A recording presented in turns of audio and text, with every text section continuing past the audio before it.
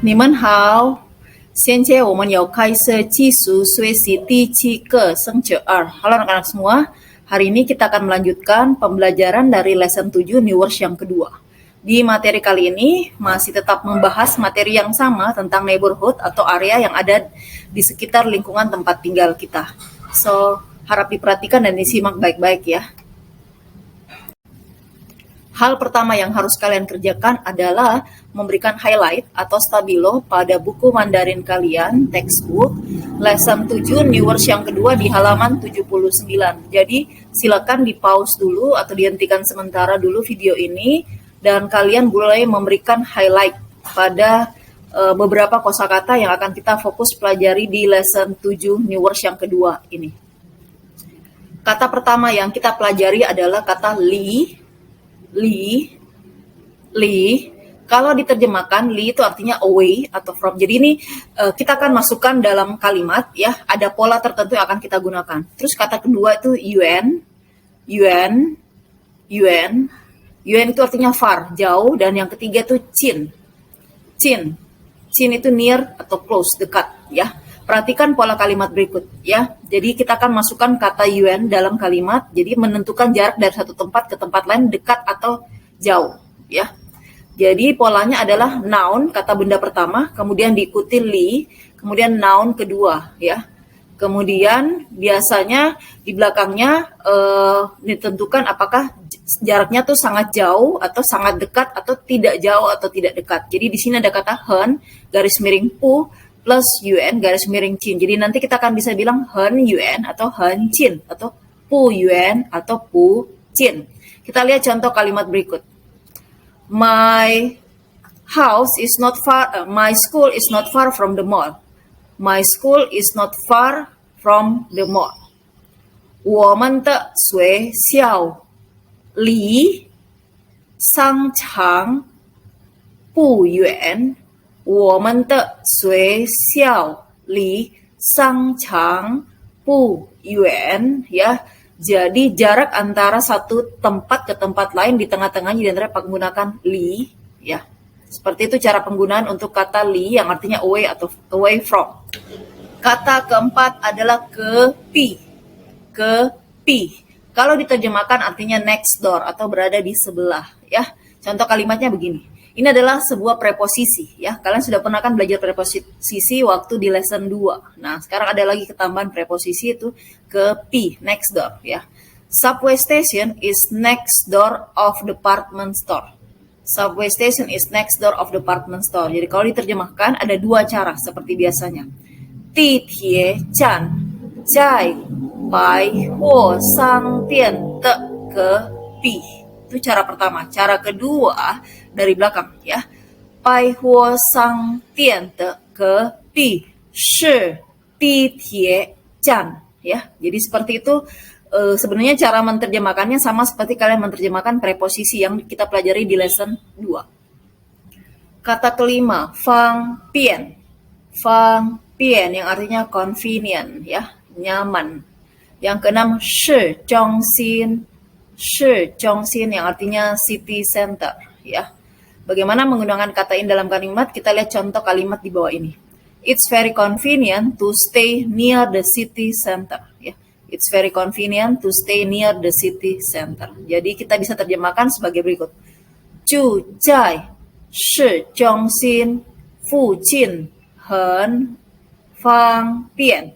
住在市中心附近很方便. Jadi seperti itu cara menerjemahkan kata fang bian dan shi zhongxin. Oke, kata ketujuh adalah lu. Sebelumnya kita pernah pelajari bahwa kata lu ini punya arti adalah street ya, jalan. Nah, di sini kata lu digunakan sebagai rute atau nomor bus. Biasanya ya kalau di Cina ketika kita naik bus, buat bus numbernya berapa, misalnya bus numbernya 601, jadi kita akan bilang liu yao ling yao lu ya. Liu ling yao lu ya. Jadi lu ini menjadi nomor rute bus ya. Kemudian pa shi itu adalah bus. Sehingga cara penyebutannya untuk misalnya kalimat di bawah ini, I usually take the 601 bus to go to school. Ya, I usually take the 601 bus to go to school. Jadi saya akan bilang 我一般坐606巴士上学。Oke, kata ke-9 tolong diperhatikan baik-baik. Mungkin ini agak sedikit butuh pemahaman lebih dalam ya. Kata ke-9 adalah ciu. Ciu. Ciu ini punya dua pengertian ya.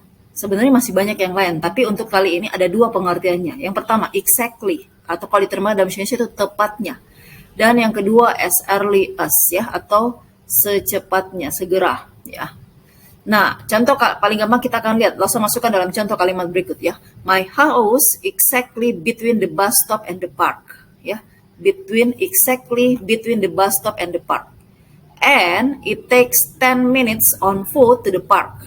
And it takes 10 minutes on foot to the park. Ya. Ya, dalam satu kalimat ini bisa digunakan dua kata ciu yang menyatakan exactly dan as early as. Ya. Jadi kalau diterjemahkan, 我的家就在公共汽车站和公园中间. Ya, 中间 diletakkan di belakang. Kemudian and it takes, saya tidak perlu menerjemahkan kata and ya. Saya tinggal ganti dengan koma. On foot berarti jalan kaki. 走路10分钟就到公园 ya. 走路10分钟就到公园 ya. Jadi jalan kaki 10 menit ya akan segera sampai ke taman ya. Jadi seperti itu cara penggunanya di dalam kalimat. Sebagai latihan dari pendalaman materi kita pada hari ini ya, silakan kalian lihat textbook Mandarin Chinese Math Easy 2 halaman 80 part 5 ya, part yang kelima. Di situ ada 4 tipe soal ya, A, B, C, dan D ya. Dan semua tipe soal tersebut berdasarkan gambar. Jadi kalian membuat kalimat, ini sebenarnya membuat kalimat berdasarkan lokasi ya. Tapi lokasinya berdasarkan gambar yang ada di dalam halaman 80 ini ya. Dan juga sudah diinformasikan sebenarnya di situ ya, ada info ini. Kita lihat contoh A. Contoh A, kalian akan buat kalimat menggunakan kata you, yang B menggunakan kata shi, yang C menggunakan kata cai, dan yang D ini adalah menggunakan kata exactly ya, ciu cai ya, ciu cai ya, dan itu berhubungan dengan preposisi. Oke. Jika ada yang kalian masih kurang jelas dari pengerjaan di halaman 80 ini, silahkan kalian tuliskan di kolom komentar di bawah ini, atau boleh bertanya kepada saya secara di kelas, atau boleh lewat meeting Teams ya, chatting Teams. Jangan lupa tuliskan Chinese Hanse Pinyin intonasi ya di dalam buku Mandarin kalian. Dan untuk latihan kedua masih dari textbook Mandarin Chinese Math Easy 2 halaman 83 part yang ke-8. Di situ ada 2 tipe soal dan kedua-duanya menggunakan kata ciu ya. Yang part A adalah ciu yang artinya exactly, yang part B ya ciu yang artinya as early as ya. Oke. Kalian lihat dan semuanya menjawab membuat kalimat berdasarkan gambar yang ada di dalam buku kalian di halaman 83 ini. Menggunakan Hanse Pinyin intonasi ya, dan juga menuliskan terjemahan bahasa Inggrisnya. Oke, jika ada yang kalian kurang jelas, kalian boleh tanyakan kepada Lausa lewat kolom komentar di bawah ini. Dan kalau ada ataupun kalian boleh bertanya lewat meeting chat yang ada di Teams. Oke, selamat mengerjakan. Sangpi Jufu Niman Cai Cie.